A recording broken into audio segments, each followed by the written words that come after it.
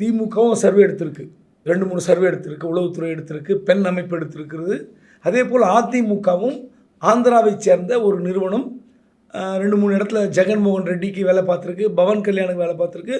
அந்த நிறுவனம் 2-3 முறை அதிமுகவுக்கு சர்வே எடுத்து கொடுத்துருக்கிறது. அந்த சர்வேல அவங்களுக்கும் அதிர்ச்சி இருக்குது, திமுக தரப்பில் எடுத்த சர்வேலும் அதிர்ச்சி இருக்கிறது. இதுதான் உண்மை. காரணம் விஜயுடைய இந்த ஓட் ஷேர். விஜய்க்கு சில தொகுதிகளில் 7, 8, 9, 10, சில தொகுதிகளில் 10, 14, 15, 16. குறிப்பாக சென்னை மயிலாப்பூர் தொகுதியில் நான் ஏற்கனவே பேசியிருக்கேன். சென்னை மயிலாப்பூர் தொகுதியில் விஜய் கட்சிக்கு 19% ஓட்டு இருக்கிறது.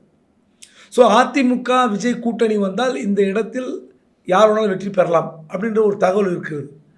ஆனால் எடப்பாடி தரப்பில் விஜயிடம் பேசியது உண்மை, எப்படியாவது எங்கள் கூட்டணிக்கு வாருங்கள் என்று அழைத்தது உண்மை. இன்னும் சொல்ல போனால் விஜயிடமே நேரடியாக அதிமுக தலைமை பேசியது உறுதிப்படுத்தப்பட்டிருக்கிறது. ஆனால் விஜய் மறுத்து விட்டார். அதன் பிறகு பாஜக கூட்டணிக்கு சேர்ந்தது தான் உண்மை. ஆனால் விஜய் வருவார் என்று எடப்பாடி காத்திருக்கவில்லை, அதிர்ச்சியும் இல்லை.